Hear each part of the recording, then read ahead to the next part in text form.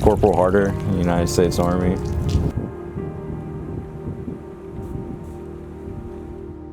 My dad and my uncle served in Vietnam. My dad was in the Army Security Agency in the 11th Armored Cavalry, and my uncle was on an aircraft carrier off the coast of Vietnam.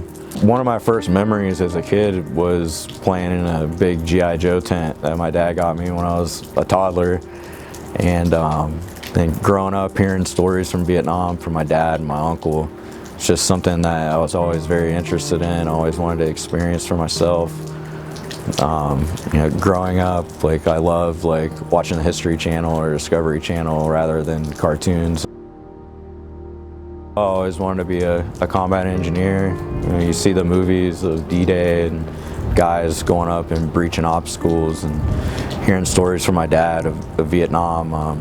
He rode around in a 113 track, and they always had combat engineers out front clearing the roads and mines, and just always piqued my interest. I graduated in 2005 from Fernandina Beach High School, and then that winter I joined the military, and I went to Fort Leonard Wood for basic and AIT to become a combat engineer. After Fort Leonard Wood, first duty station was Fort Stewart, Georgia, with the 3rd Infantry Division.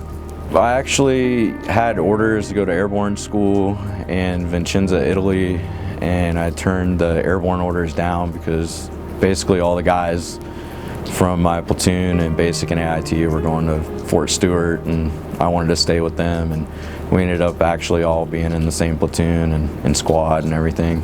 I was at Fort Stewart for about a year before we deployed to Iraq, and basically that whole year we were just training up for the deployment.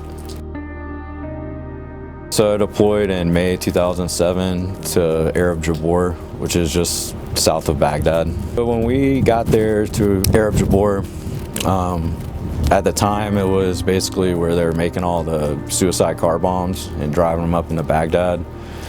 So that was one of our main things when we first got there, was finding those VBID factories and whatnot. And then it turned into just basically clearing IEDs the whole deployment. I came home for leave in December 2007 and actually headed back over there on Christmas Eve.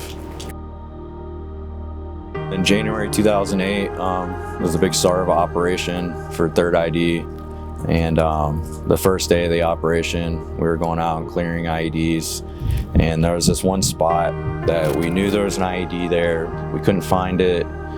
We were dropping bombs on it from the air, out there with pickaxes on the road trying to find it, and we couldn't find it. So we ended up going past that point, clearing a few more miles on the canal, and we found another IED, blew it in place, and we were turning around, headed back to the patrol base, and kind of just relaxing. We had already cleared the road, we were heading back, and then out of nowhere, we got hit with an IED, and everything just went to black.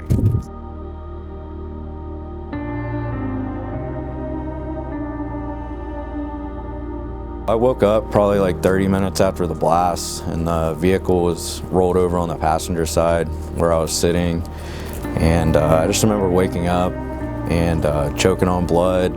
My head was down in the floorboard underneath the dashboard, and my feet were all underneath the seat. My driver was on top of me, and I could just look around and see people trying to pull pieces of the vehicle apart to get us out, and then I passed back out.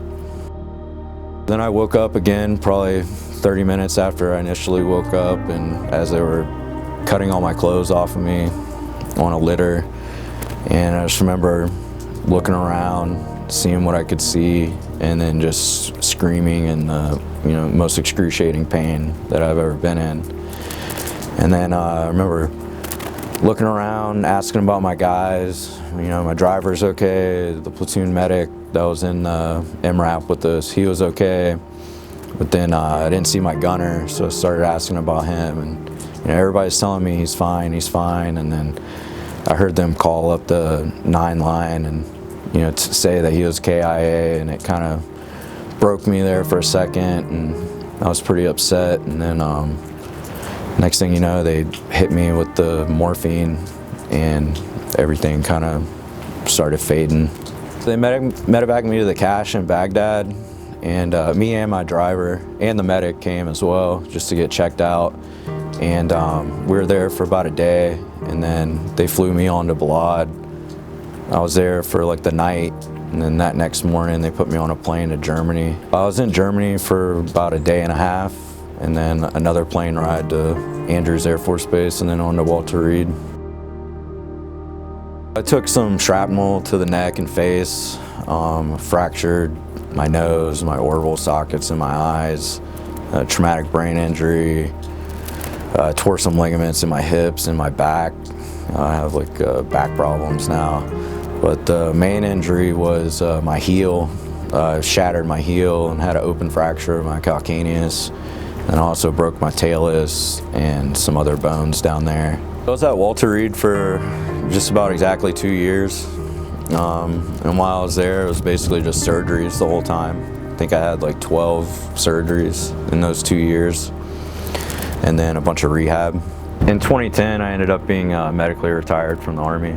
After I retired, I ended up moving to Colorado, and kind of just moved there for the outdoors and the sports. I did a lot of snowboarding and snowshoeing and hiking during the summer, and basically just trying to live life.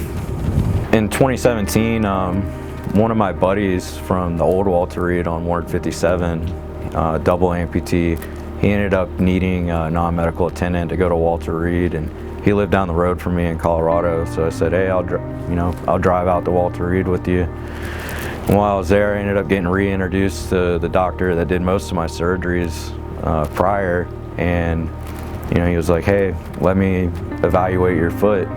And it ended up, my nerve was dying in my foot, and I was getting drop foot, and that and all the pain and the fusions. I ended up scheduling an amputation for a couple months later. So I ended up moving down to Melbourne, Florida in 2019. I actually reconnected with my wife in 2019. We had met prior, and so we reconnected and moved down there with her. And, we lived there during the beginning of COVID, and we had our baby in 2020 down there. And we were looking for a change of scenery, get out of the suburban life, and wanted to move up to the mountains. And my wife is from here, so we ended up moving up here in 2020.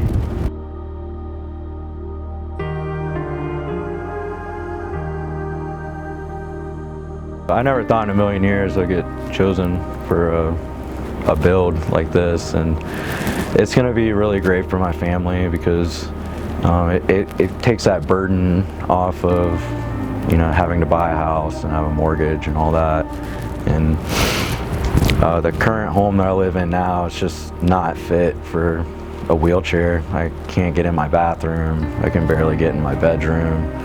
I've got 15 stairs to get into the house. So having a house that's made for me and my needs will be, in the long run as I get older, will be a huge help to me and my family.